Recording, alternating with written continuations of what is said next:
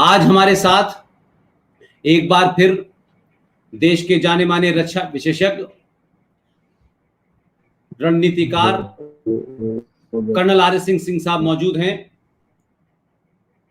Colonel Singh साहब इस वक्त पटना में हैं और एक ऐसा विषय जो आपको लगता है कि जिसका भारत से सीधा संबंध है, ये घटनाएं भारत के पड़ोस में घट रही हैं, लेकिन इन घटनाओं का भारत के अंदर एक बड़ा असर देखने को मिल रहा है, पहले भी हुआ है, और इन घटनाओं का भारत के ऊपर सीधे तौर पे क्या असर पड़ेगा, इन तमाम बातों पे हम बात करेंगे। जी हाँ, मैं बात कर रहा हूं कि इस वक्त अफगानिस्तान के अंदर जिस तरीके से अफगानिस्तान में वहां जो तालिबान है उनकी फोर्सेस, यानी जो सरकारी फोर्सेस हैं और तालिबान के बीच में जिस तरह से युद्ध घमासान चल रहा है, और साथ साथ एक ऐसा रोग नेशन, इस्लाम के नाम पे धब्बा, इस्लाम का सबसे गलत इस्तेमाल करने वाला, या ये कह सकते हैं कि सबसे एक फेक स्टेट वाला देश पाकिस्तान, वो इसके अंदर किस तरीके से अपना रोल प्ले कर रहा है, उसका सारा एजेंडा कुल मिलाकर के ये है कि कैसे हम इस पूरे मामले को उठाएं। और जिस तरीके से वो कश्मीर के अंदर एक फेल हो चुका है, उसे लगता है कि कश्मीर में हम इन आतंकवादियों को, इन तालिबानों को, हम इन लड़ाकों का कैसे इस्तेमाल करें। और फिर भारत के अंदर एक वर्ग है जो इस समय मोदी के खिलाफ, सत्ता के खिलाफ, हिंदुओं के खिलाफ, सनातन के खिलाफ एक मुहिम चला रहा है, वो तमाम मुसलमान। तो इसमें 4-5 फैक्टर हैं: अफगानिस्तान, इस्लाम, तालिबान, पाकिस्तान, मुसलमान और हिंदुस्तान। इन चारों पांचों चीजों को ध्यान में रखते हुए भारत की क्या रणनीति हो, और अफगानिस्तान में जो हो रहा है उसका क्या इंपैक्ट पड़ने वाला है, और ये किस किस्म के इस्लाम का झगड़ा है। कोई कहता है इस्लामिक स्टेट बनाओ, कोई कहता है इस्लामिक एमिरेट्स बनाओ। तो ये आज ये नौबत क्यों आई, और क्या भारत में जिस तरीके की ताकतें हैं, चाहे वो PFI हो या यहाँ ये जो असदुद्दीन की पार्टी है ये हो, या भारत में 16,000 करोड़ से ज्यादा जो पैसा यहाँ आ रहा है भारत के अंदर रेडिकलाइजेशन के लिए, वो तमाम सारी चीजों का असर है। तो मैं सिंह साहब से कहूंगा कि सिंह साहब आप अपनी बात को रखें और इस पूरे ये जो एक तरीके से उलझी हुई पूरी वो गठा है उसको सुलझाएं, और भारत के लोगों को अवेयर करें कि भारत में आम आदमी को क्या भूमिका निभानी चाहिए, सरकारों को क्या स्टैंड लेना चाहिए, हमारी विदेश नीति को क्या स्टैंड लेना चाहिए, और आने वाले खतरों से देश को आगाह करें। कर्नल आर एस सिंह साहब अपनी बात कहिए।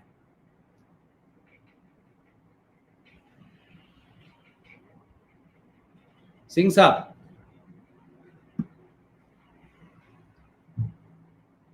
सिंह साहब आपकी आवाज नहीं आ रही। सिंह साहब आपकी आवाज नहीं आ रही। सिंह साहब आप शायद, मेरा ख्याल है कि सिंह साहब आप सुन पा रहे हैं मुझे?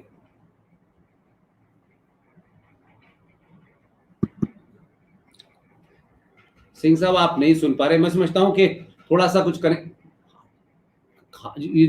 ये जो शायद कोई कनेक्शन की प्रॉब्लम है, क्योंकि वो इस समय पटना में बैठे हुए हैं और इस वजह से ऐसा हो रहा है। थोड़ी देर में वो आ जाएंगे। लेकिन सवाल सबसे बड़ा ये था कि ये एक ऐसा मसला है जिसपे हमारे यहाँ अखबारों में जिस तरीके से इस पूरी समस्या को दिखाने की, बताने की कोशिश की जा रही है, वो इतनी सिंपल नहीं है। इसके पीछे बड़े सारे डायमेंशंस हैं, और ये डायमेंशंस जो हैं वो एक बहुत बड़े खतरे की तरफ हमको इशारा करते हैं। और हमें लगता है कि सिंह साहब, मैं समझता हूं आप आ गए हैं, आप अपनी बात को रखें इस पूरे मामला को जिसके बारे में हम लोग बात कर रहे थे। नमस्कार पुष्पेंद्र जी, सुनने वालों को भी मेरा नमस्कार। मेरी आवाज आ रही है सर? जी आ रही है सर, आ रही है। Please sir, please sir, please. आप मुझे सुन पा रहे हैं? एकदम एब्सोल्युटली फाइन सर, मैं सुन पा रहा हूं। सर मुझे सुन पा रहे हैं आप? मैं सुन पा रहा हूं आपको, आपकी आवाज आ रही है। आपकी आवाज आ रही है, मैं सुन पा रहा हूं आपको। I can hear you sir, मैं सुन पा रहा हूं। आप बोलिए, आप अपनी बात कहिए सर। है? नहीं सुनाई दे रहा है यार। मेरी आवाज आपको जा रही है, आपकी आवाज नहीं आ रही है। अच्छा, मुझे नहीं सुनाई दे रहा है। लेकिन आपकी आवाज मुझे साफ सुनाई दे रही है। अरे उससे कुछ नहीं यार, मुझे सिंह साहब का शायद थोड़ा वहाँ पटना में कुछ कनेक्शन को लेकर के गड़बड़ हो रहा है, लेकिन ये आप सब जानते हैं कि पिछले 48 घंटों से बारिश जिस तरह से हो रही है उसमें कई सारी चीज़ें गड़बड़ हो रही हैं।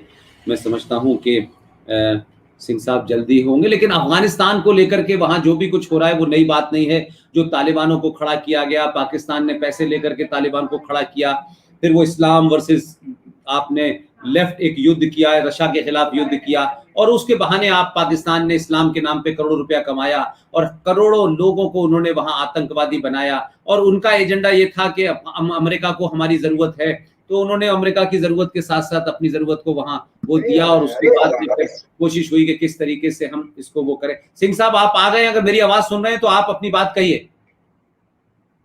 नहीं यार, इसमें मेरी आवाज आ रही है आपको? ये हटाओ, मेरा बोला। सिंह साहब मेरी मेरी आवाज आवाज काम कर रहा है तुम्हारा। सिंह साहब आपकी आवाज मुझे आ रही है, आप बोलिए। अरे मुझे आपकी आवाज नहीं आ रही है। उनकी आवाज, सिंह साहब को मेरी आवाज नहीं जा रही।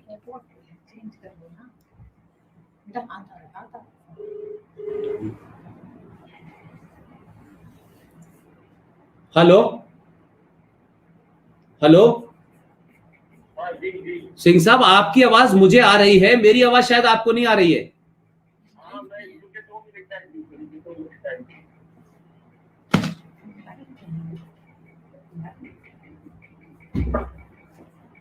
तो मुझे लगता है सिंह साहब को शायद आवाज की प्रॉब्लम हो रही है, और वो जैसे ही हमारे साथ जुड़ जाएंगे अपनी बात को हम जारी रखेंगे।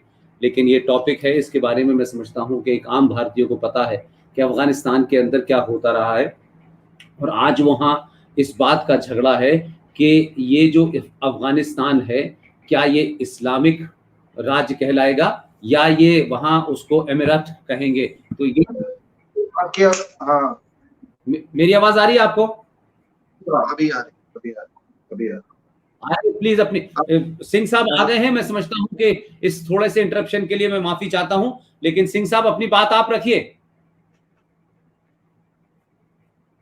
पुष्पेंद्र जी आपका, और आज जो लोग हमको देख रहे हैं और सुन रहे हैं उनका हमारा बहुत बहुत नमस्कार। और आपने एक बड़े ज्वलंत विषय पर आज हमको आमंत्रित किया है। मेरी ये कोशिश होगी कि मैं इसको बड़े सरल और संक्षिप्त तरीके से मैं आपके सामने इसको पेश करूं। और बात हम शुरू करते हैं अफगानिस्तान के राष्ट्र निर्माण से। तो राष्ट्र निर्माण अगर हम बात करते हैं तो ऐसा लगता है कि अगर इतिहास में जाए तो जिस तरह से अफगानिस्तान ने राष्ट्र निर्माण को धोखा दिया है, उसी तरीके से राष्ट्र निर्माण ने अफगानिस्तान को धोखा दिया है।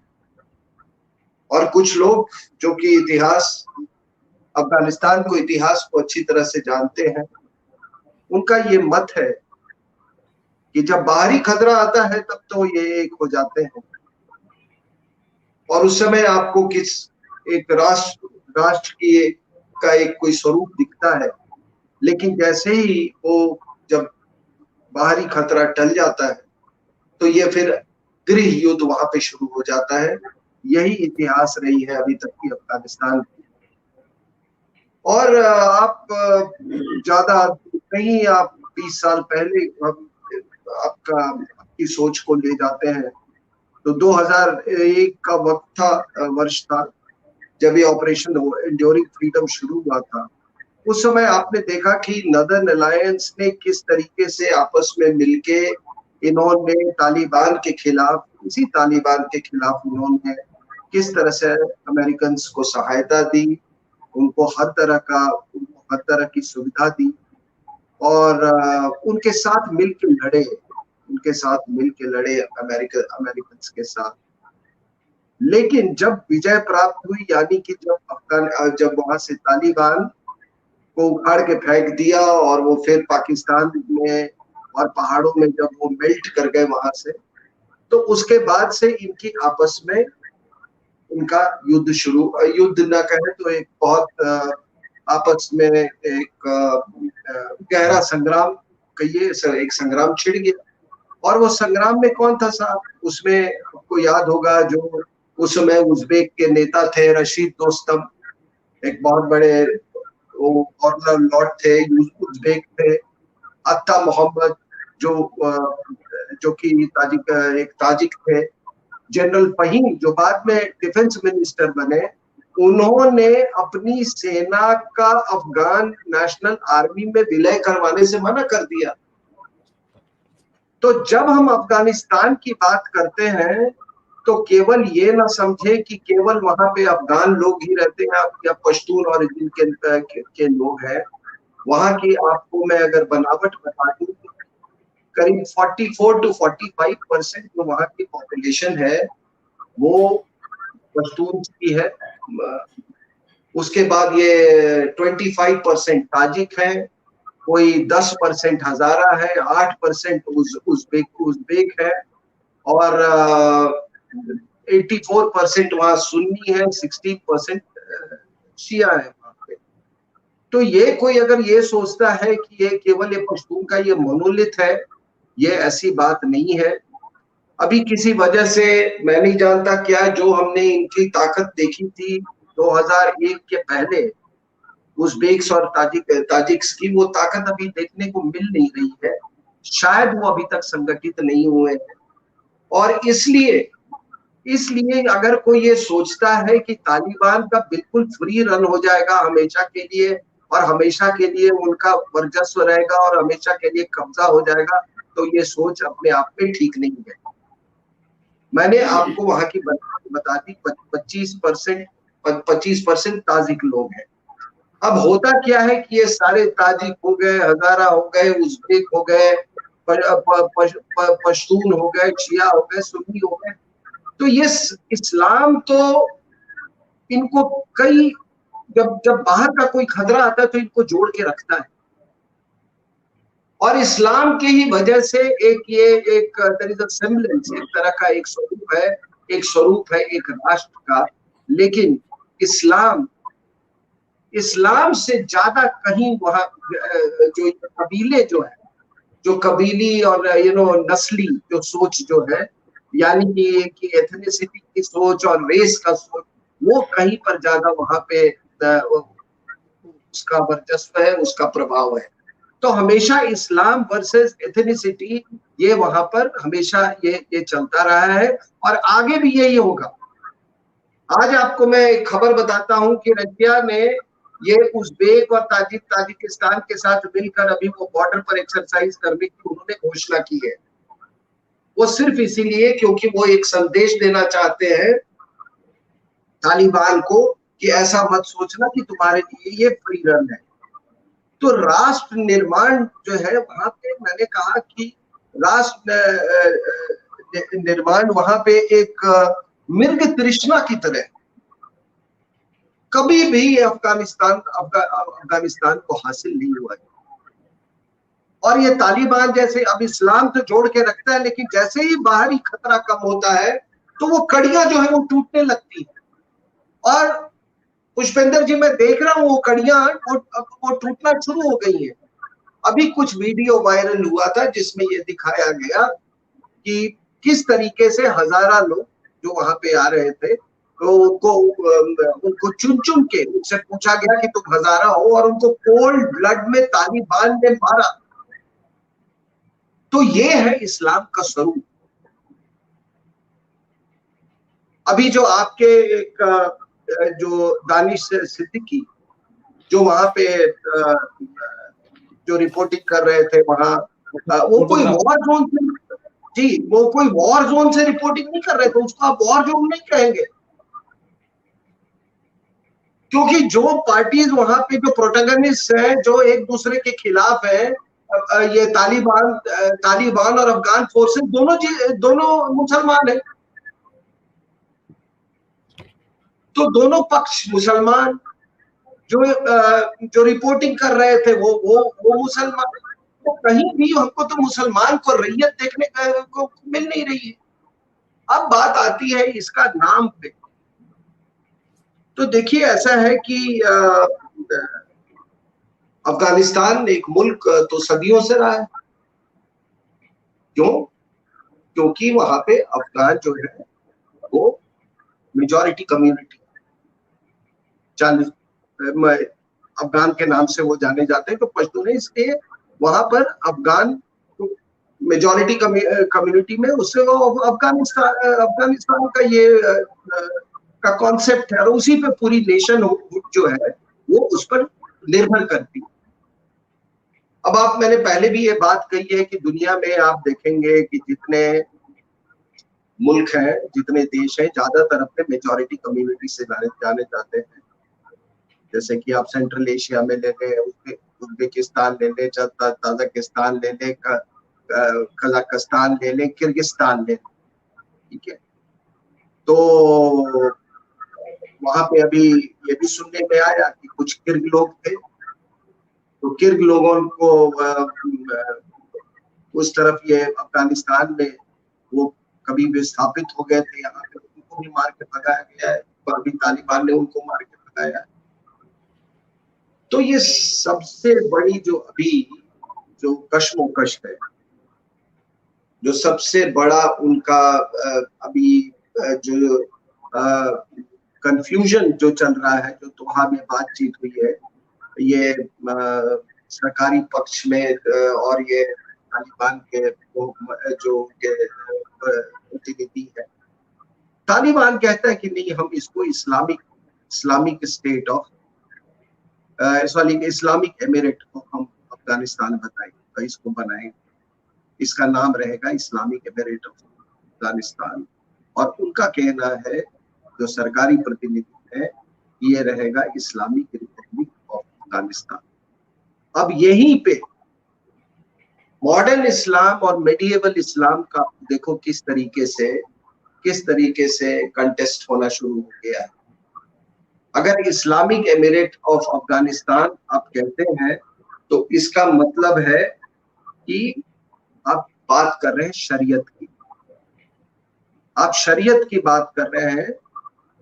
अफगान तो एक नेशनहुड है, अफगान से ही ये नेशनहुड बनना चाहिए अफगानिस्तान। लेकिन यहाँ पे आज झगड़ा किस चीज का है कि इस्लाम का क्या इसमें रोल रहेगा, किस तरह की इस्लाम होगी यहाँ पर। तो इनको नेशनहुड से आप देखेंगे, इस्लामिक कंट्रीज में आज ज्यादातर इस्लामिक कंट्री में नेशनहुड से इनका वास्ता नहीं है।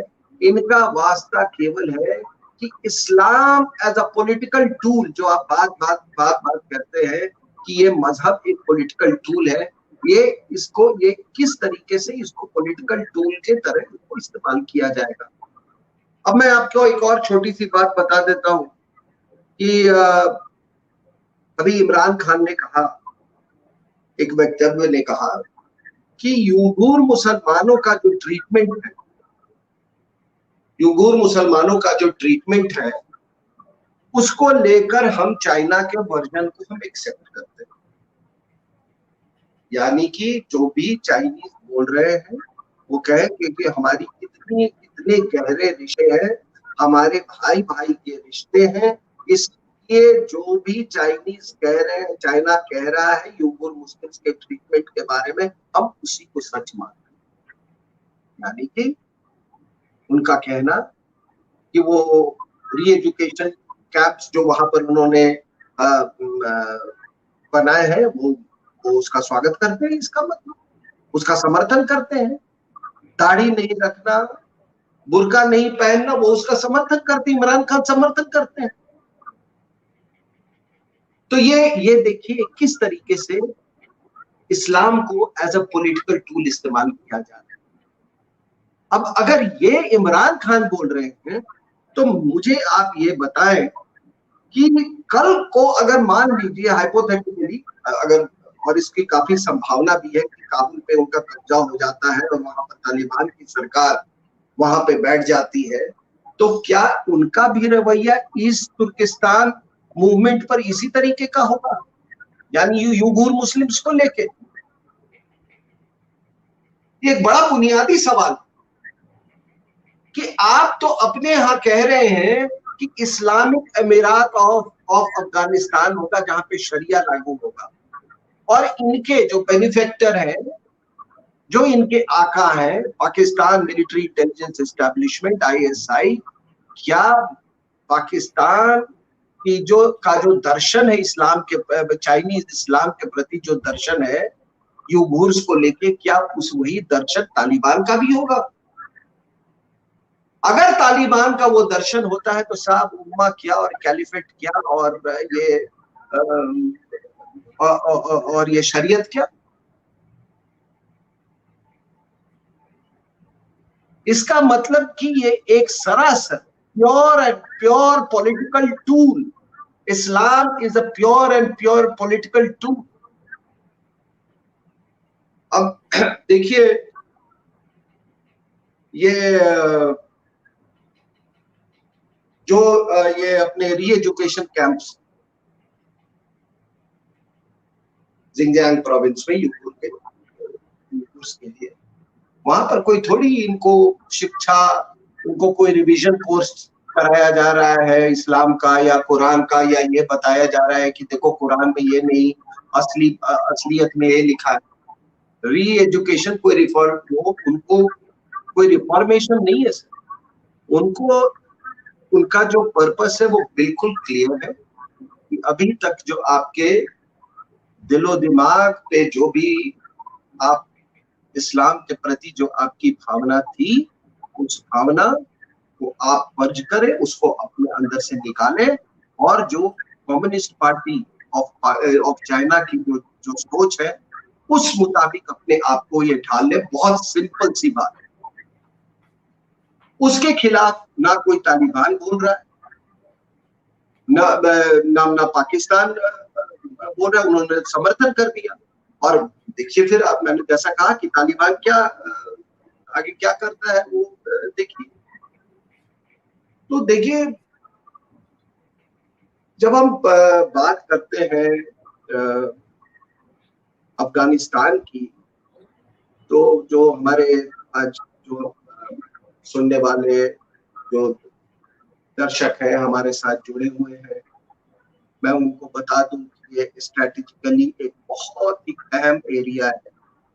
अगर आप ये पूरे भूगोल देखें दुनिया का, तो ये बहुत ही स्ट्रेटेजिकली इम्पोर्टेंट है। और आज ये इसलिए इम्पोर्टेंट है कि अगर आप देखें तो एक तरफ सेंट्रल एशिया है, energy rich, mineral rich, gas reserves, oil reserves. Dick Cheney ने कहा था कि दुनिया में अगर कोई सबसे बड़ी डेवलपमेंट हुई है इस शताब्दी में, वो है energy reserves in the Caspian Sea. तो इस तरफ ये आपके ये जो सेंट्रल एशियन स्टेट्स हैं, तुर्कमेनिस्तान, उज्बेकिस्तान, कजाकिस्तान, ताजिकिस्तान और किर्गिस्तान, खास करके तुर्कमेनिस्तान और उज्बेकिस्तान फ्लश विद गैस।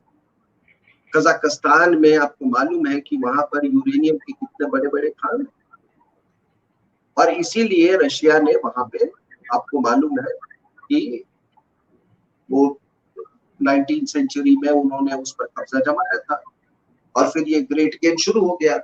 तो एक तरफ आपका सेंट्रल एशिया है, जिसको हम रशिया का नियर अब्रॉड भी कहते हैं, दूसरी तरफ ईरान, वेस्ट में ईरान, यानी कि वहां से वेस्ट में जो वेस्ट एशिया है वो शुरू हो जाती है। और ईस्ट में आप जाएं, ईस्ट में जाएं तो चाइना। अब मैं चाइना पे मैं थोड़ा सा मैं आता हूँ उसके ऊपर, और साउथ में आपको पाकिस्तान, इंडिया, साउथ एशिया।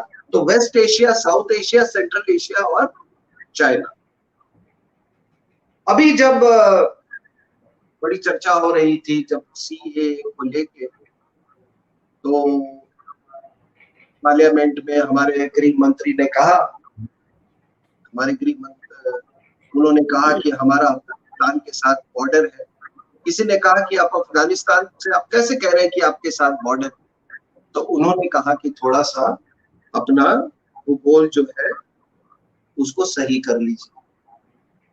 और बहुत कम बहुत बहुत हिंदुस्तान के लोगों को ये मालूम नहीं है कि हमारा अफगानिस्तान के साथ भी बॉर्डर है।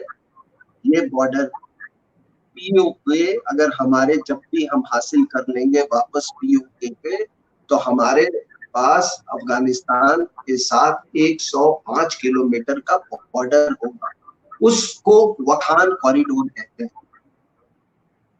वखान कॉरिडोर एक छोटा सा स्ट्रिप है 350 किलोमीटर का, 350 किलोमीटर का, और वो उसमें 105 किलोमीटर इंडिया का बॉर्डर है अफगानिस्तान से। ये करीब आपको ये 65 किलोमीटर, 65 से 13 किलोमीटर ये चौड़ा है और 350 किलोमीटर लंबा है। तो ये वखान कॉरिडोर अगर ये जब 1947-48 का युद्ध नहीं होता और ये वखान कॉरिडोर हमारे पीओके हमारे पास होता, तो वखान कॉरिडोर हमारी बॉर्डर होती अफगानिस्तान के साथ। तो कृपया जब भी नक्शे को देखें या नक्शे के बारे में कल्पना करें भारत की, तो ये जरूर अपने जहन में लाए रखें कि आपका अफगानिस्तान के साथ बॉर्डर है। और चूंकि किसी कारणवश, उस कारण में मैं नहीं जाना चाहता कि क्योंकि पाकिस्तान में अभी उनके पास है, इसलिए हमारा अफगानिस्तान से कोई अभी बॉर्डर नहीं है, लेकिन जैसे ही वो हासिल होता है हमारा बॉर्डर होगा अफगानिस्तान के साथ। तो ये चीज हमारे गृह मंत्री ने बड़े खुले शब्दों में उन्होंने पार्लियामेंट में इस बात को रखा।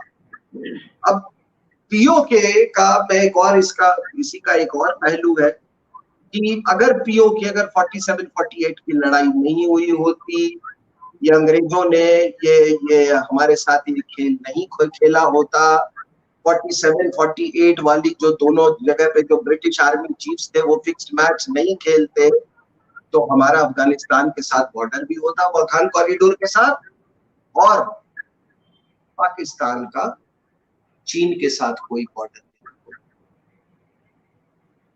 पाकिस्तान का चीन के साथ कोई बॉर्डर नहीं होता। आज जो अगर चाइना पाकिस्तान इकोनॉमिक कॉरिडोर की आप बात कर रहे हैं, वो इकोनॉमिक कॉरिडोर भी संभव नहीं होता। अगर पाकिस्तान जाने के लिए अगर आपको उस समय अगर मान लीजिए हाइपोथेटिकली जब भी हमारे पास अगर आ जाती है ये वापस पीओके, जो कि आएगी, अगर हमारा जनरेशन नहीं तो अगला जनरेशन उसको जरूर लाएगा। हम तो चाहेंगे कि मरने के पहले, जब भी मृत्यु हो उसके पहले हम ऐसा ये हकीकत देख लें, और इसी के जद्दोजहद में हम और आप लगे हुए। तो जब भी ये होगा तो ये पाकिस्तान और चाइना के बीच में किसी तरह ये टेरिटोरियल इम्ब्रेस नहीं होगा, कोई बॉर्डर नहीं होगा।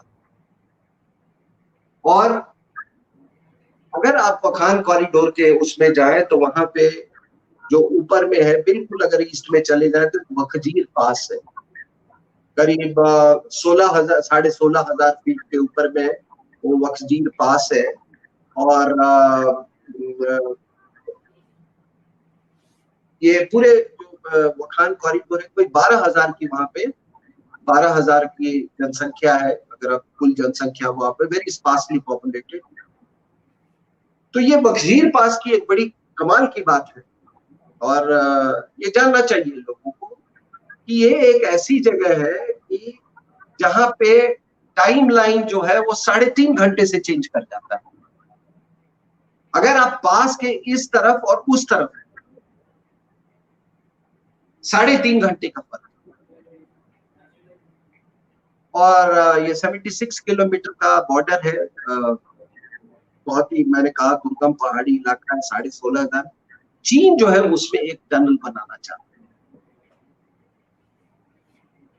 एक टनल बनाना चाहता है, और अगर ये क्रियान्वित हो जाता है तो शायद ये अगर जब भी ये कार्यान्वित हो जाता है तो जो जियोपॉलिटिक्स है इस इलाके का अफगानिस्तान को लेके, और भी बदल जाए। तो ये है इसका।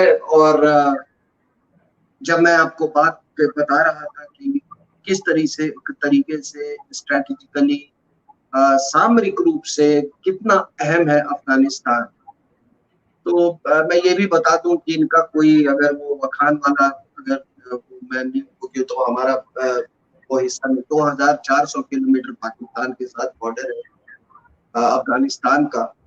शिया ईरान के साथ 936 किलोमीटर है।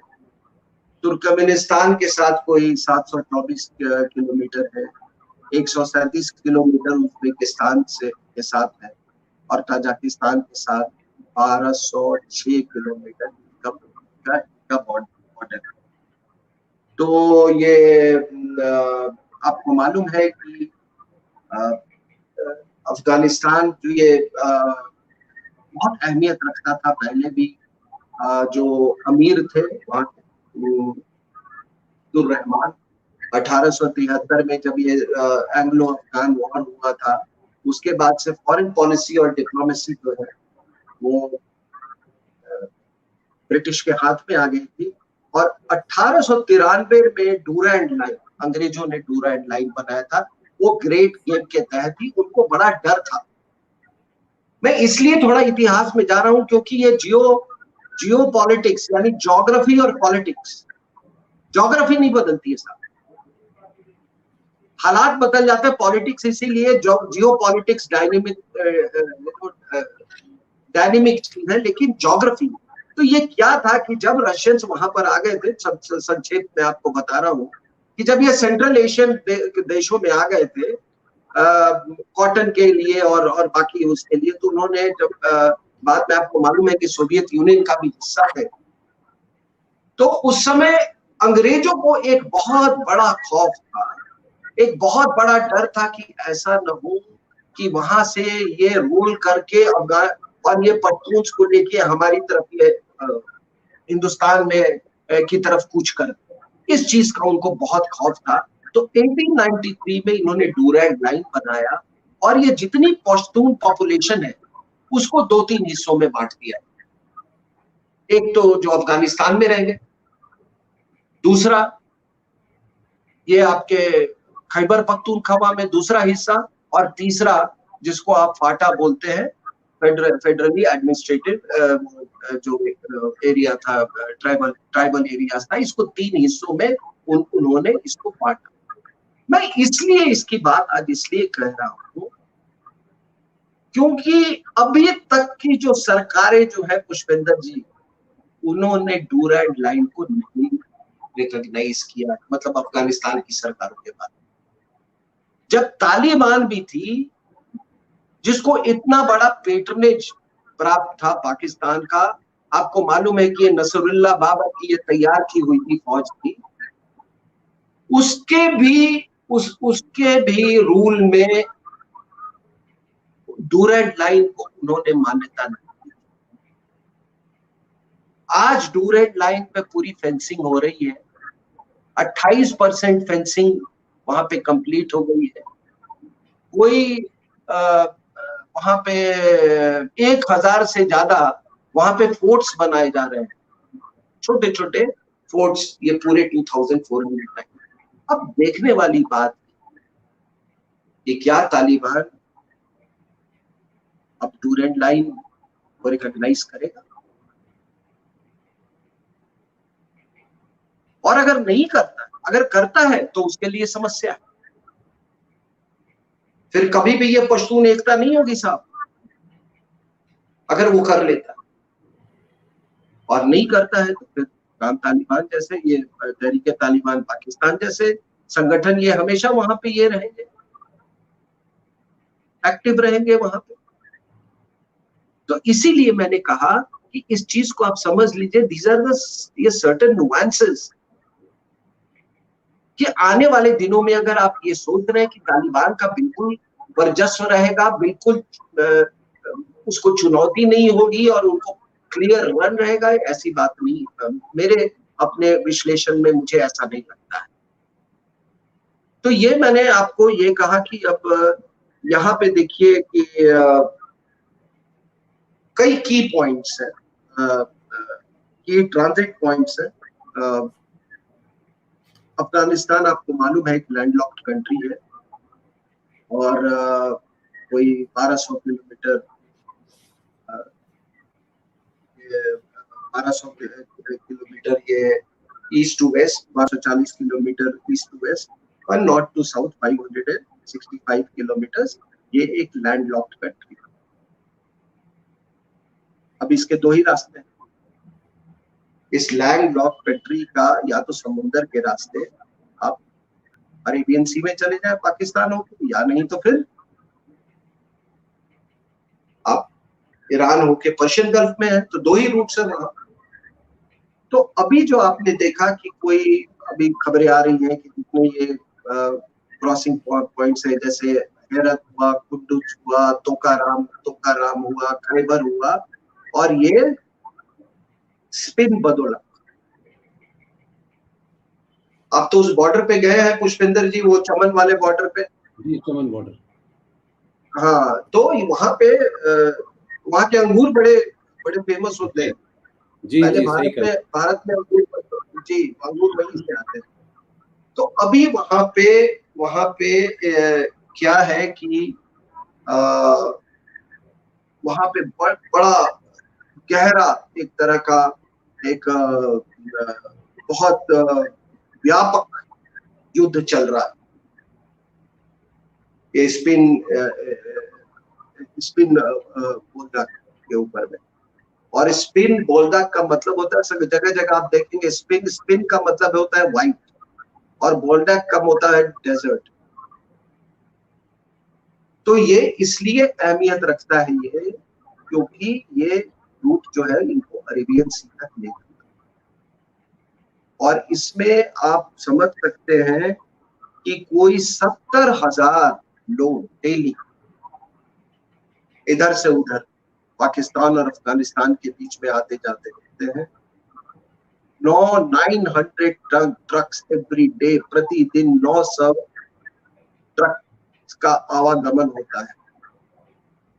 मैं केवल इसकी बात कर रहा हूँ स्पिन बोल्डक की। तो यहाँ पे ये इसलिए ये महत्वपूर्ण हो जाता है इसका कब्जा, क्योंकि आपको मालूम है कि जहां से ट्रक्स क्रॉस करेंगी वहां पर टैक्स मिलेगा, और टैक्स मिलेगा तो फिर आपको मालूम है कि फिर वो जब इतनी भारी मात्रा में जब आवागमन है ट्रक्स का, तो समझिए कि कितना रेवेन्यूज भी कितनी भारी मात्रा में आएगी।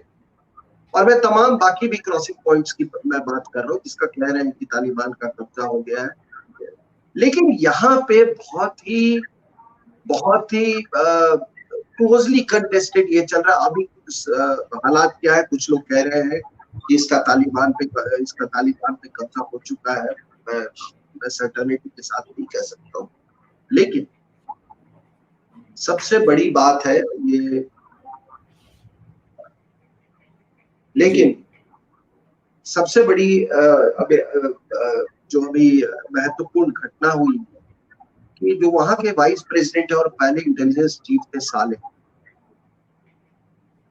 साले साहब का कहना है कि पाकिस्तान एयरफोर्स तालिबान की मदद कर रहा है। तालिबान के पास तो फाइटर्स हैं लेकिन उनके पास एयरफोर्स नहीं। उसकी कमी पाकिस्तान पूरा कर। उन्होंने ये भी कहा कि उन्होंने ये ऐलान कर दिया है कि अगर बॉर्डर से 10 किलोमीटर दूर भी अगर कोई अफगान फोर्सेस का कोई हवाई जहाज, एयरफोर्स का कोई फाइटर एयरक्राफ्ट आता है तो वो उसे एयर टू एयर मिसाइल को शूट कर देंगे।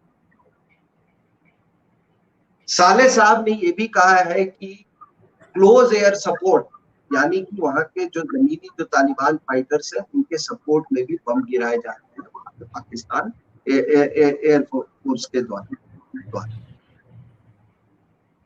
तो अभी ये पेशावर और क्वेटा में तालिबान के समर्थन में जुलूस निकाले जा रहे हैं। साले साहब का, घानी साहब का ये भी कहना है, जो प्रेसिडेंट है वहां पे, कि कम से कम 10,000 पाकिस्तानी जिहादी वहां पर अंदर लड़ रहे हैं तालिबान। और एक खबर के अनुसार जो करीब 7,000 लश्कर तोयबा के जो जिहादी हैं उनके तालिबान के साथ। तो ये देखने वाली बात क्या है कि मैं जो हमेशा कहता रहता हूँ कि देखिए, जिहादी कभी लोकल जिहादी नहीं होता। वो किसी कारणों से वो एक पॉकेट में कन्फाइंड रहता है क्योंकि वहां पर उसकी इन्फ्लुएंस होती है। लेकिन हर जिहादी ऑर्गेनाइजेशन, चाहे वो तहरीके तालिबान पाकिस्तान हो या वो अफगान तालिबान हो या लश्कर तोयबा, ये सब ग्लोबल जिहादी है। चाहे वो केरला का जिहादी हो, चाहे वो आपका पॉपुलर फ्रंट ऑफ इंडिया हो, ये सब ग्लोबल जिहादी होती है, because there is nothing called local जिहाद। केरला में भी जब कैलिफेट मूवमेंट हुआ था, जिसकी बात चर्चा हम बार बार कहते हैं, तो क्या वो लोकल जिहाद था? और आज हमारे देश में आप एक अगर सीक्रेट सर्वे करवा लीजिए कि कितने लोग खुश हैं कि तालिबान ने अमेरिकन को मार के भगा दिया। और ये भी बता दूं, बकरीद का समय है, कोई लिहाज नहीं किया अफगान तालिबान ने बकरीद का। पहले तो वो 2-3 दिन सीज फायर कर भी देते थे, अभी लड़ाई जारी। किसके खिलाफ? अपने ही मुसलमानों के खिलाफ। लेकिन इन सब चीजों को ये नजरअंदाज ये करते हैं क्योंकि एक कहीं पे एक बहुत बड़ी मनोकामना है, महत्वाकांक्षा है कि देखो हमने एक सुपर पावर, ये 20 साल पहले भी यही बात हुआ था, एक सुपर पावर, यहां से हमने उल्टे पैर और तरह तरह की बातें हो। रात के समय में वो बागाराम एयरबेस से वहां से हमने वो खदेड़ दी, इस तरह की बातें हो रही। अब अभी एक उज्बेकिस्तान में कॉन्फ्रेंस था, regional connectivity between central Asia and south Asia, उसमें घानी साहब ने इस बात को कहा। उन्होंने ब्यौरा दिया कि किस तरह पाकिस्तान की जो मिलिट्री इंटेलिजेंस एस्टेब्लिशमेंट है वो किस तरीके से मदद दे रही है तालिबान। तो इमरान खान भी थे, उन्होंने कहा कि हमें बदनाम किया जा रहा है वगैरह वगैरह। और उन्होंने ये कहा कि भाई जब अमेरिकन ने जब ये पहले ही डेट ही बता दिया था कि ये तालिबान कि वो इस तारीख को वो छोड़ के चले जाएंगे, तो फिर ये इसका मतलब क्या रह जाता है? वियतनाम में भी यही गलती की थी लोग कि एक डेट उन्होंने दी, और ये बिडेन साहब ने भी ये दोबारा गलती की कि आप जैसे ही डेट बताते हैं कोई, तो हर आदमी वहां सोचता है कि मैं आखिरी आदमी आखिर क्यों हूं वो अपना जान गंवाने वाला। और यही बात वहां भी हुई। अब इमरान कहते हैं कि आप कहते हो कि चलो इनको मेज पे ले आओ, हम इनसे बातचीत करते। कहते गोल मेज पे तो उनको तब लाना चाहिए था जब आपके 1.5 लाख नेटो ट्रूप्स थे वहां पे, जब आपका एंड्योरिंग फ्रीडम शुरू हुआ था उस समय 1.5 लाख थे। उस समय अगर तालिबान को मेज पे लाते तो ये आपकी बात सुनते। तो ये सारा ये एक्यूजेशन का जो सिलसिला है वो चल रहा है। इस बात में भी कोई शक नहीं है कि जितने आपके घायल वुंडेड जो तालिबान के सोल्जर्स हैं उनको ट्रीटमेंट दी जा रही है पाकिस्तान के अस्पतालों में। और ऐसी बात नहीं है कि पाकिस्तान के हुक्मरान वो असमंजस में नहीं। वहां पे जो सीनेट की जो कमेटी है उसके सामने बाजवा साहब और आईएसआई के चीफ वहां पे थे, फहीम साहब, तो उन्होंने 2-4 सवाल पूछे और मैं आपको बता दूं एक बात इनको कि आप हम लोग बहुत ज्यादा वहाँ की जो मिलिट्री इंटेलिजेंस एस्टेब्लिशमेंट है हम सोचते हैं कि ये बड़े बहुत काबिल लोग हैं, लेकिन वो टैक्टिकली ठीक होंगे शायद छोटे लेवल पे टैक्टिकली, लेकिन वो कभी बड़ी सूरत नहीं देखते। तो उन्होंने 2-4 सवाल पूछे। उन्होंने अपने हुक्मरान से पूछा कि पॉलिटिशियन से कि क्या बताइए कि हमें क्या करना है, अगर तालिबान काबुल को कब्जा कर लेता तो सरकार को रिकॉग्नाइज करना है कि नहीं, और अगर बाकी दुनिया उसको नहीं रिकॉग्नाइज करती है तो तब फिर हमारा रवैया क्या होना चाहिए। फिर उन्होंने पूछा कि भाई बताइए कि अगर अमेरिकन हमसे एयर बेस अपने फाइटर ऑपरेशंस और ड्रोन ऑपरेशंस के लिए मांगते हैं तब हमारा क्या रवैया होना चाहिए। तो ये 2-3 बड़े बुनियादी सवाल उन्होंने पूछा। फिर उनका सबसे बड़ा जो ये था कि तहरीके तालिबान पाकिस्तान का क्या रवैया होगा। तो ऐसे गंभीर सवाल भी कभी सामना करी। It is staring at the military intelligence establishment of Pakistan. तो उसके ये जो अभी ये मेरा अपना मानना है कि जो लहर जो आप देख रहे हैं ना, तालिबान की जो लहर चल रही है, ये लहर जब ये कहीं बॉर्डर्स पे ये पहुंचती है ईरान पे और उसमें, तो ये लहर तो कभी ना कभी टूटेगी। और मैं इसलिए मान लो कि ये बड़ा एक टेम्पररी फेज, और टेम्पररी फेज की मैं बात ये नहीं कह रहा हूँ कि अगले 1 साल 2 साल इसकी मैं बात नहीं कर रहा हूँ। आप अगर लंबे पर्सपेक्टिव पे देखें तो ये वहां पर, अगर मैं फिर से कह रहा हूँ कि अगर आप वहां सोच रहे हैं कि तालिबान रेजिम में वहां कोई स्थिरता होगी और उसको कोई चुनौती नहीं देगा, तो ये नहीं होने वाला है। और हिंदुस्तान को अपनी जो नीति बनानी चाहिए इस बुनियाद पे बनानी चाहिए। लेकिन अभी आप देखिए वहां पे क्या हो रहा है, कोई 20,000 और 20,000 कम संख्या नहीं है। पूरे अफगानिस्तान का पॉपुलेशन कोई आई थिंक 3.8 करोड़, इसमें तो कोई आधे बाहर। उसमें से 20,000 लोगों ने अप्लाई किया है अफगानिस्तान अमेरिकन सरकार को कि हमको यहाँ से ले जाइए, हमने आपके लिए ट्रांसलेटर का काम किया इराक में और अफगानिस्तान में, हमको अपने साथ ले जाइए, नहीं तो हमारे उस पे सोच विचार हो रहा है और कुछ हद तक उन्होंने कुछ अरेंजमेंट किया भी हुआ है।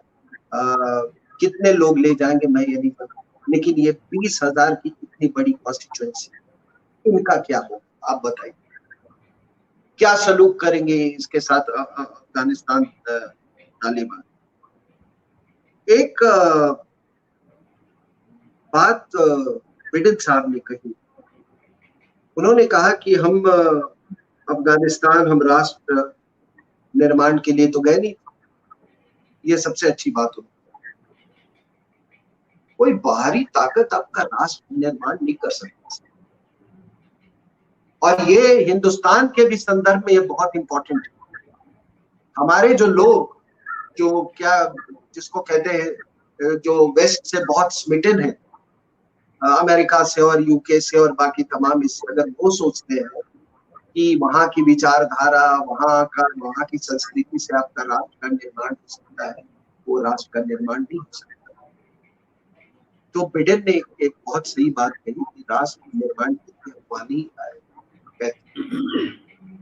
उन्होंने कहा कि हम इनकी जो क्षमता जो थी उसको छिन्न करने का जो हमने हासिल कर, और इसलिए छिन्न करना चाहते थे कि ताकि दोबारा दहशतगर्दी मतलब जिहाद वो जो 9/11 हुआ था उस तरह के हमले ना। उसके बाद आप इन पे चले आइए, ये बुश साहब ने, तो उनका ये था कि भाई हमें तो वहां पर एक बहुत मजबूत व्यवस्था, बहुत मजबूत सुदृढ़ और अस्थायी व्यवस्था कायम करनी है। ओबामा साहब ने कहा कि भाई साहब ये जिस मकसद के लिए आए थे, अब ये जो रीजन जो है, अब ये सेंटर, ये केंद्र बिंदु नहीं रहा है दहशतगर्दी का, ये ओबामा साहब का दोस्त है, इसलिए अब हमको यहाँ से निकल जाना चाहिए।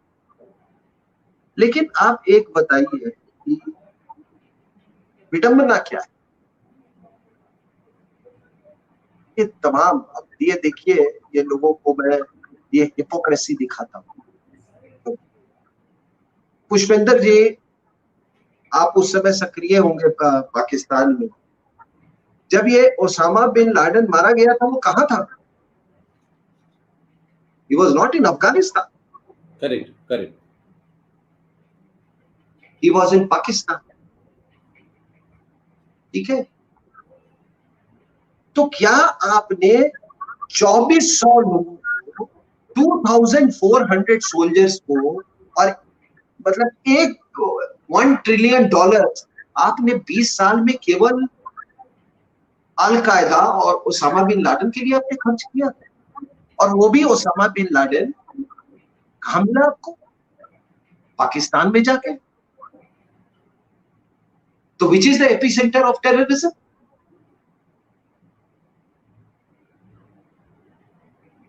राइट।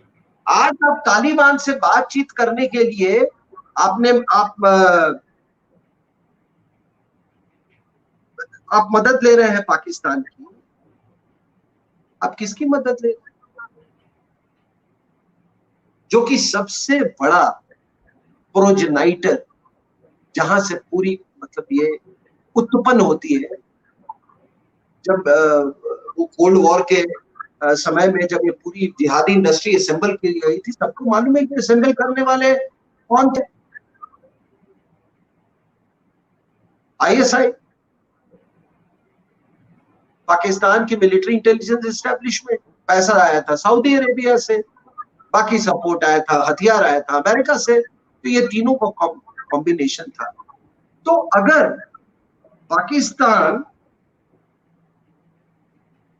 पाकिस्तान अगर एपी सेंटर है और वहां पर अगर आपको ओसामा बिन लादेन को मारने के लिए आपको जाना पड़ा, तो एक बात बताइए कि अमेरिका ने फिर क्या पनिशमेंट दिया? क्या पनिशमेंट दिया पाकिस्तान को?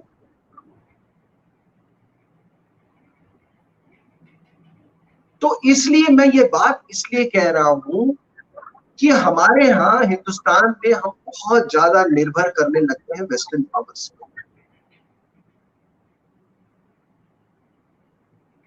कृपया निर्भर ना कीजिए। सबसे ज्यादा जिहाद से, ग्लोबल जिहाद से अगर कोई प्रभावित देश है, वो हिंदुस्तान है। तो आप अंग्रेजों के, अमेरिकन या फ्रेंच या उनके ब्रिटिश, उनके मापदंड से आप नहीं चल सकते हैं।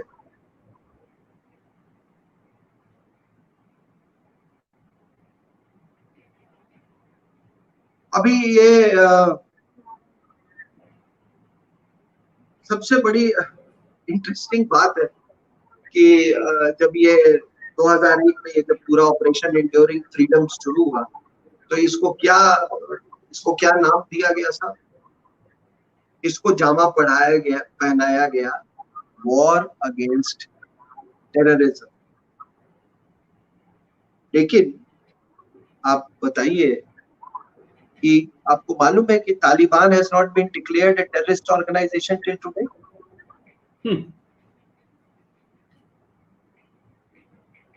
आपने उसको जामा पहनाया वॉर अगेंस्ट टेररिज्म का, और आपने कभी भी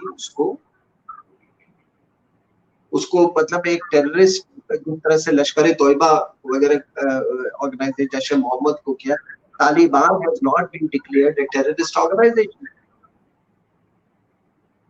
तो ये अभी देखिए साहब, तो अभी आपने 20 साल पहले तो इनको उखाड़ के फेंक दिया, ये पाकिस्तान चले आए, पहाड़ों में चले आए, और ये बड़ी बड़ी बातें।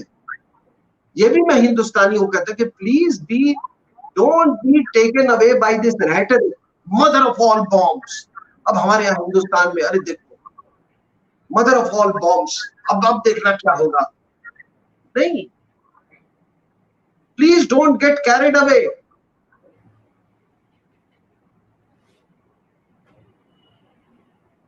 तो ये सोचना, मैं देखा हूं कि अरे अमेरिकन चले जाएंगे, क्या होगा अमेरिकन चले जाएंगे,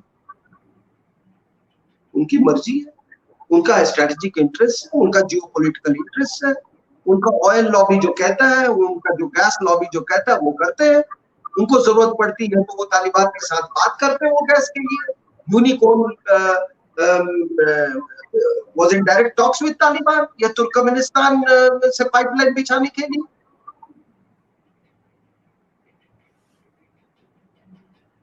तो आप अपने केस को बिल्कुल, अमेरिका इज वन कंट्री जो कि पूरे अपने बिजनेस इंटरेस्ट से गाइड होती है। वहां पर उसने एक बात, सबसे सही बात कही इसने, बिडेन ने, बाकी जो भी है मैं उस आदमी, I am not a great fan of Biden and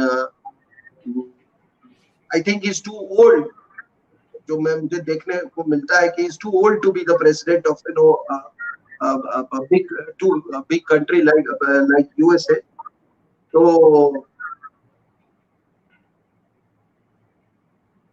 जो आपने एक शुरुआत की थी 20 साल के बाद, आपने फिर से वहीं पर लाके come back to square one, आपने फिर से आके तालिबान को बैठा दिया।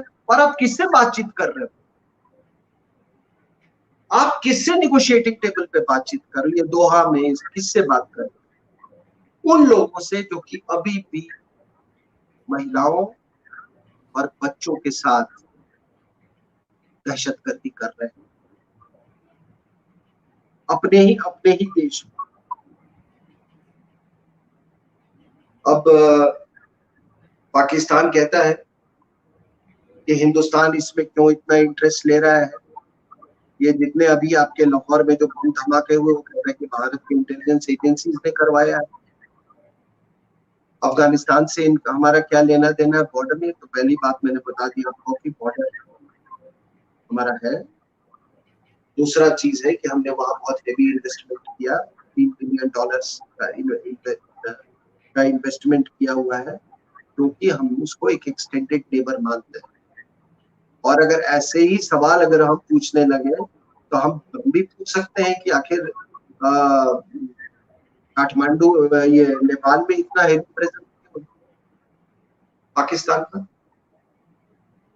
श्रीलंका में इतना हेवी डिप्लोमेटिक प्रेजेंस क्यों है? उनका तो कोई बॉर्डर है नहीं उसके लिए। और वो हेवी प्रेजेंस किस लिए है साहब? सिर्फ जिहाद के लिए। IC-814 याद कीजिए, IC-814 कहाँ ले गया गया? कांधार में ले गए। और कांधार की बड़ी एक, ये अपने आप में एक बड़ी दिलचस्प जगह है ऐतिहासिक रूप से। आपको तो मालूम है कि कांधारी हमारी जो थी महाभारत की, वो कांधार की थी, एक वैल्यू है।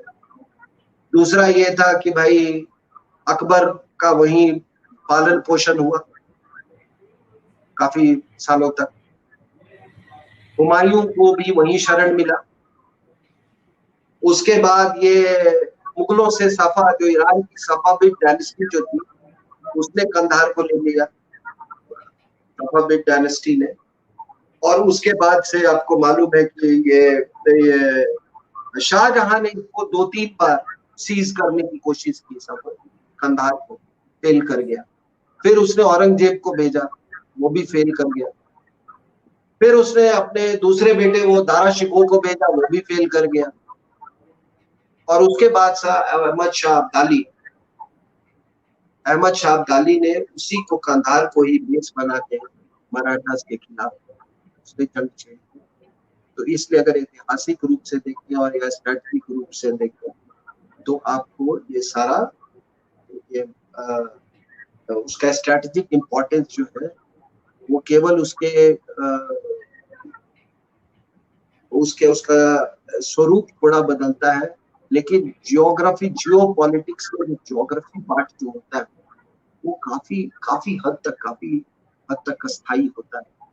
दैट इज व्हाई आई से, दैट इज व्हाई मतलब हम लोग स्टूडेंट है जियोपॉलिटिक्स के, क्योंकि वो ज्योग्राफी के लोग जो राजनीति, जो इंटरनेशनल राजनीति जो होती है वो बदलती रहती है। दैट इज व्हाई आई से इट इज डायनेमिक।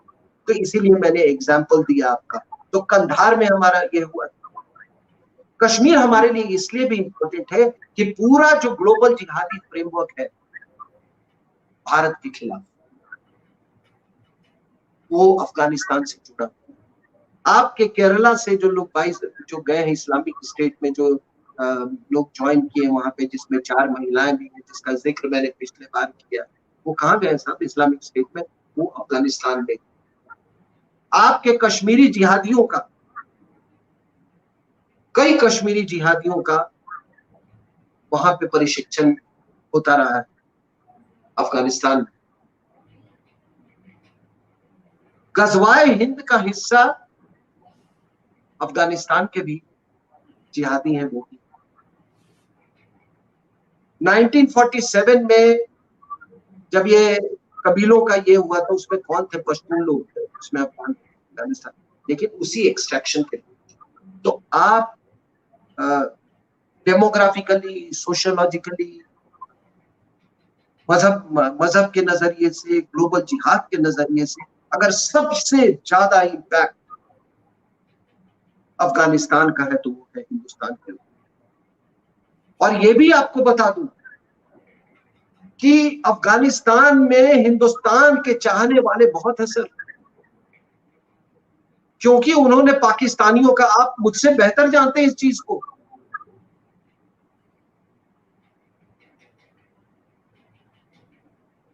चाहे वो इराक हो या अफगानिस्तान। आप खुद पश्तून बेल्ट में आप जा चुके हैं, आपके लोगों से मुलाकात, आपने मुझे खुद बताया है कि किस तरह से वो आपको, आपका स्वागत करते थे वहां पे, और कितना गुडविल है अफगानिस्तान में हमको, हिंदुस्तान को लेकर, और कितनी नफरत है पाकिस्तान को लेकर। वही नफरत जो अभी सऊदी अरेबिया और यूएई में देखी जा रही है। आखिर क्यों नफरत है?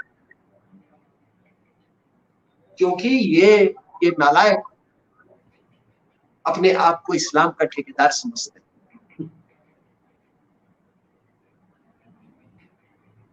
इसलिए नफरत। तो अभी कुछ लोगों ने ये कहा कि भाई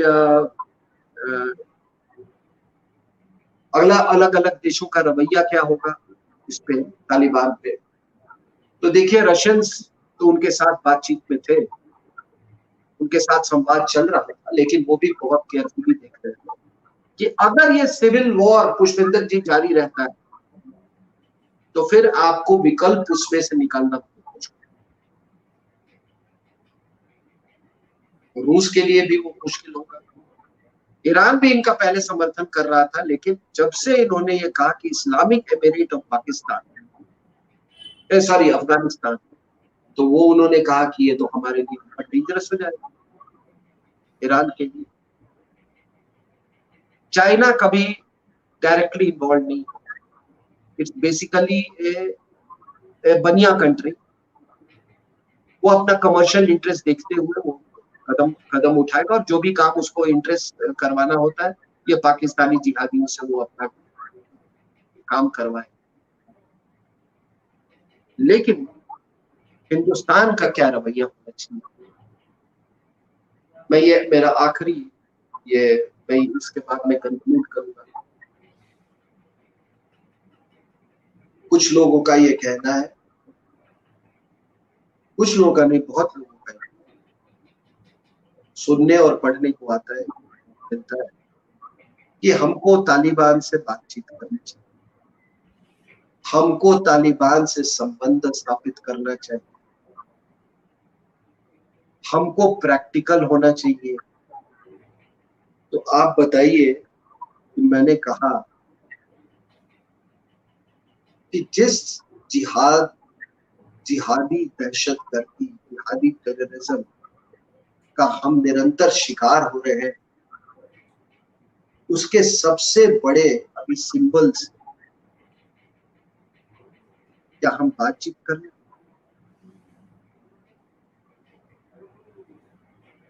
फिर हमारा जो डी रेडिकलाइजेशन की जो हम बातें करते हैं, उसका क्या होगा? हम पाकिस्तान तालिबान के नेक्सस को कैसे नजरअंदाज कर रहे हैं, ये सब सोचने वाली बातें। हम पाकिस्तान तालिबान के नेक्सस को हम कैसे नजरअंदाज कर सकते हैं? क्या अल कायदा, अभी आपने देखा भी, मैं बिहार में हूँ, दरभंगा में आपने देखा होगा कि कैसे अल कायदा से जुड़े हुए नेटवर्क का पर्दाफाश हुआ है। क्या अल कायदा और अफगान तालिबान, तहरीक Taliban Pakistan, Lashkar e Taiba, Jaish e Mohammed, Popular Front of India, Indian Mujahideen एक दूसरे से नहीं मिले हुए? कैसे बात कर ले और क्यों बात करें? मान लीजिए हम भारत इनके इनके सुझाव पे, नालायकों के सुझाव पे हम बात कर भी लेते हैं, तो क्या हमको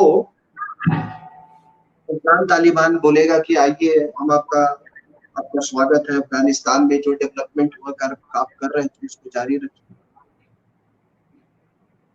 ये तो होने वाला है। क्या हम अगर तालिबान से बात कर लें तो वो कहेंगे कि भाई आप आइए, हम देखिए, अभी आपको हमसे आप ट्रेड कीजिए और हम आपको अब हमारे जो पेट्रेंस है पाकिस्तान में, उनसे आपको हम वो ट्रेड कॉरिडोर हम आपको मुहैया करवा दें। क्या ये संभव है? और ये हमारी जो पूरी जो डी रेडिकलाइजेशन के अभियान है, पता नहीं है भी कि नहीं है, जो चाइनीज कर रहे हैं वो तो इनको बड़ा अच्छा लग रहा है पाकिस्तानियों, और हर देश को अपना अपना अपने तरीके से ये करना चाहिए। मैं ये नहीं कहता हूँ कि आप उसी तरीके से, चाइनीज तरीके से री एजुकेशन वो सेंटर्स खोल दो, ये कर दे, लेकिन अगर आपको कोई विचारधारा आपकी दुश्मन बन जाती है, और मैं हमेशा कहता हूं कि पूरी थर्ड फ्रंट की जो लड़ाई है वो विचारधारा की लड़ाई। आपने जो कश्मीर में इतने जाने गंवाई, आप किससे लड़ रहे थे? आप पाकिस्तान से नहीं लड़ रहे थे, आप जिहादी विचारधारा से लड़ रहे थे, और वो लड़ाई जारी है क्योंकि वो विचारधारा का एंटीडोट आपने नहीं निकाला। आपने तो सोचा कि ये तो इंटरनल सिक्योरिटी या लॉ एंड ऑर्डर का प्रॉब्लम है, हम लड़ते रहेंगे, इसको मारते रहेंगे। आप लोगों से, आपको जो वहां पे जो भी सिक्योरिटी अपरेटस है उससे आप इससे 5 मिलिटेंट मार दिया, 4 लश्कर तोयबा को मार दिया। अभी आप देखो ये फैक्ट्री बंद नहीं होती है साहब। अगर अफगानिस्तान से आपको कुछ सीखने को मिल रहा है, ये तालिबान का वापस आना इस रूप में, तो इससे यही होता है कि आप जब तक इसका एंटीडोट, आइडियोलॉजिकल एंटीडोट नहीं निकालेंगे, तब तक ये फैक्ट्री नहीं बंद होगी। ये बात लोगों को समझ में आ जानी चाहिए। और मैं फिर यही बात कहता हूं कि जो मैं तो ये थर्ड फ्रंट की बात कर रहा हूं, आपके हमारे जो भारतीय जो सिक्योरिटी अपरेटस है, जो एलओसी पे है, वो या आईबी में है पाकिस्तान, वो एलओसी पर वो पाकिस्तान मिलिट्री से लड़ रही है, वो जिहादी आइडियोलॉजी से लड़ रही है। जो आपने गलवान में देखा और लाइन ऑफ एक्चुअल कंट्रोल पर जो भी हो रहा है, वो आप तिब्बत से आपका कोई झगड़ा नहीं है,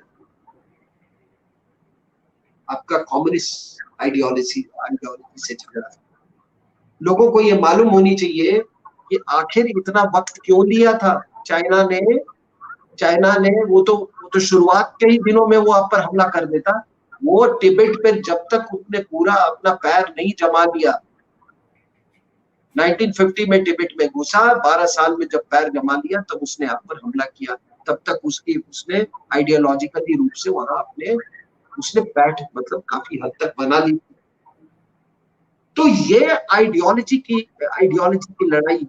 और ये जो अफगानिस्तान में ये भी इससे एक और सीख लेनी चाहिए हम लोगों को कि जो हम कहते हैं कि इतने जहाज, इतने ड्रोन, इतने यूएवी, इतने ये इतने ट्रिलियन डॉलर, 2400 लोग मारे गए, mother of all bombs, we will bomb you to stone age, etcetera etcetera etcetera. क्या हुआ? आज आप रातों रात बागाराम बेस को आप छोड़ के जा रहे हैं, with all that wherewithal. ये पूरी साजो सामान, दिस टेक्नोलॉजी, दैट टेक्नोलॉजी, क्या हो रहा है साहब? आपने कहा कि हम इन भेड़ियों से निजात दिलाएंगे आपको, ये तालिबान वाले भेड़ियों से, और फिर आपने रास्ता उनको दे दिया। ये सबसे बड़ी ये, इसीलिए मैं हमेशा कहता हूं कि युद्ध, चाहे वो किसी प्रकार का युद्ध हो, हाइब्रिड वॉर हो, ये हो, लो इंटेंसिटी कॉन्फ्लिक्ट हो, प्रॉक्सी वॉर हो, साजो सामान, युद्ध सामग्री बहुत महत्वपूर्ण है, लेकिन उससे ज्यादा कहीं है आइडियोलॉजी पे, विचारों पर विजय पाना। और ये आप देख लीजिए, इतने ट्रिलियन डॉलर, इतने खर्च करने के बाद आज जिहादी तो कह रहे हैं कि फिर से उनकी वही भाषा वापस आ गई है, और इसका असर पड़ेगा, आप पर भी असर पड़ेगा, आप देखिएगा। मैं तो मेरी मेरी मेरी तो ये मेरा ये विश है, मेरी मनोकामना है कि ये आपस में ही लड़के मरते रहे, और किसी तरह की वहां पे स्थिरता ना हो। मैं तो यही विश कर सकता हूँ नेशनल इंटरेस्ट की। नहीं तो अगर स्टेबलाइज किया तो समझिए साहब कि गजवाए हिंद का एक नया दौर शुरू हो जाएगा। मैं अपनी बात यही पे कह के खत्म करता हूँ। मुझे आशा है कि मैं संक्षिप्त तरीके से और सरल तरीके से आपको अपनी बातें प्रस्तुत करने में मैं कामयाब हुआ। सुनने के लिए बहुत बहुत सिंह साहब, आपने इतना कॉम्प्लेक्स इशू है ये, और उसमें बहुत बारीकियों में आप गए, और ख़ासतौर से तालिबान के फैक्शंस की बात, इस्लाम की आइडियोलॉजी की बात, फिर तजाकिस की बात, फिर वहाँ जो दूसरे उगेर की बात, फिर आपने यहाँ हिंदुस्तान से भी उसको जोड़ा, और आपने कहा कि तालिबान से बात करने की बात बहुत सारे लोग पैरोकारी कर रहे हैं। हिंदुस्तान में ये वही लोग हैं जो कश्मीर में गिलानी से बात करने के लिए कहते हैं, JKLF से बात करने के लिए कहते हैं, हुर्रियत से बात करने के लिए कहते हैं, टुकड़े टुकड़े गैंग से बात करने के लिए कहते हैं। तो ये जो हिंदुस्तान में भी एक पूरी लॉबी है। और दूसरी बात जो मतलब उसको लाइटर नोट पे कहता हूँ, क्योंकि आपने इतना सिंपली से एक्सप्लेन भी कर दिया है, तो मुझे लगता है कि हज़रत इस्माइल ने जो कुर्बानी बकरा ईद पे होने वाली थी, इस देश के, दुनिया के सारे मक्कार मुसलमानों ने आज तक इस्लाम के लिए एक कुर्बानी नहीं दी। एक मुसलमान ने अपनी कुर्बानी नहीं दी कि हमें इस्लाम बचाना है। अगर इस्लाम को बचाने के लिए सबसे ज्यादा कुर्बानी किसी ने दी है तो वो बकरों ने दी है। हमें उनके लिए दुआ करनी चाहिए कि ये बकरों की कुर्बानी बंद हो। वो चिल्ला नहीं सकते, बोल नहीं सकते, उन्हें इस्लाम के नाम पे कुर्बान किया जाता है। और जिन मुसलमानों को कुर्बानी देनी चाहिए थी, कोई हजरत इस्माइल नहीं बनना चाहता, सब ने अपनी जगह एक बकरे को खरीदा है और उसे काट दिया है। तो बकरा ईद बकरों को बचाए। इसके साथ ही मैं चाहता हूं कि बकरों को ईद मुबारक, और मुसलमानों को इस बात का ध्यान रखना चाहिए कि बकरों की जगह हजरत इस्माइल की तरह उन्हें अपनी गर्दन पेश करनी चाहिए, क्योंकि अल्लाह पे उनका पूरा ईमान है, और अल्लाह पे जिसका ईमान होता है उसकी गर्दन नहीं कटती, हजरत इस्माइल की तरह वहां बकरा बन जाता है। मैं चाहता हूं कि दुनिया, हिंदुस्तान के मुसलमान सब हजरत इस्माइल बने, अपनी जगह बकरों को न चढ़ाएं। और ये जो पूरा कॉम्प्लेक्स है, मैं समझता हूं कि इसमें हर दिन एक न एक नई सिचुएशन बाहर आ रही है, नया तरीका हो रहा है, नए फैक्ट्स में बाहर आ रहे हैं। तो ये मैं मानता हूं कि आज आपने पिछले कई दिनों का जो भी कुछ हुआ है अफगानिस्तान में, तालिबान, पाकिस्तान में जो कुछ हो रहा है, यूएस की जो फौजें लौट रही हैं, उसको उस पर्सपेक्टिव में रखा है, भारत की चिंताओं को भी और भारत को क्या करना है। लेकिन सिंह साहब, मुझे लगता है कि ये बड़ा ऑनगोइंग टॉपिक है, इसमें हर दिन एक नई चीजें इमर्ज हो रही है, नई सिचुएशन हो रही है। तो इस पे लगातार हम लोग आपसे बात करते रहेंगे। और आपने पूरा 1 घंटे से ज्यादा का वक्त दिया, और एक ऐसे इशू को जो मैंने अभी तक नहीं देखा कि किसी ने टेलीविजन पे या किसी ने इसको इस तरीके से लिखा हो, और आपने सिलसिलेवार चीज़ों को समझाया, इस्लाम के फैक्शन को भी समझाया, और जो सबसे बड़ी बात की आपने कि अफगानिस्तान की जो नेशनलिटी है, हमें वो वाला इस्लाम नहीं चाहिए जिसमें उसकी नेशनलिटी हो, क्योंकि आप उसमें बिलीव नहीं करते, और आप जो एमिरेट वाला जो इस्लाम है जिसमें शरिया है और तमाम दूसरे बेहुदा कानून हैं, आप उसकी तरफ बढ़ रहे हैं। लिहाजा सबसे ज़्यादा बड़ा इसमें लूज़र मुझे लगता है कि पाकिस्तान, जो पिछले कई समय से इधर भी था और इधर भी था, कभी इसको पकड़ के देता था अमेरिका को, फिर पैसे लेता था, इस वक्त पाकिस्तान के सामने है कि वो क्या करेगा और क्या उसकी स्थिति होगी। लेकिन हमें खुशी होनी चाहिए कि ये क्राइसिस ऐसे वक्त हुआ है कि जब भारत में एक डिसाइसिव सरकार है, और उस सरकार के गृह मंत्री ने कम से कम हमें ये तो बताया था कि अफगानिस्तान और भारत का भी बॉर्डर है, नहीं तो हमारे यहाँ कभी ये चर्चा ही नहीं हुई कि हमारा अफगानिस्तान से बॉर्डर भी है। तो 5 अगस्त आने वाली है, अब तक का इतिहास ये बताता है 2019 में 5 अगस्त को 35 पे गई थी, और फिर उसके बाद 2020 में जब 5 अगस्त आई तो पता चला कि उस वक्त राम मंदिर का निर्माण की नींव रखी गई। अब 5 अगस्त आने वाली है, अब अल्लाह जाने उस दिन क्या होने वाला है। तो 5 अगस्त तक हमें जो है हाथ क्रॉस करके रखना चाहिए कि जो आप कह रहे हैं, शायद ये जो पाकिस्तान ऑक्युपाइड कश्मीर है, जिसकी तरफ आपने इशारा किया कि हम लेंगे और हम उसकी तैयारी में हैं, मैं नहीं जानता कि क्या हो इन सब चीज़ों के बीच में। ये भी एक संभावना है कि पाकिस्तान ऑक्युपाइड कश्मीर पे सरकार का जो रुख पार्लियामेंट में था, जो 24 फरवरी को नरसिम्हा राव ने भी सम्मति से प्रस्ताव पारित किया था कि पीओके जो है वो हमें वापस लेना है, हो सकता है सरकार इस तरफ कोई अपनी तैयारी कर रही हो। आप आए और इतने विस्तार से एक इशू को आपने समझाया, इसके लिए बहुत बहुत धन्यवाद। Thank you very much sir.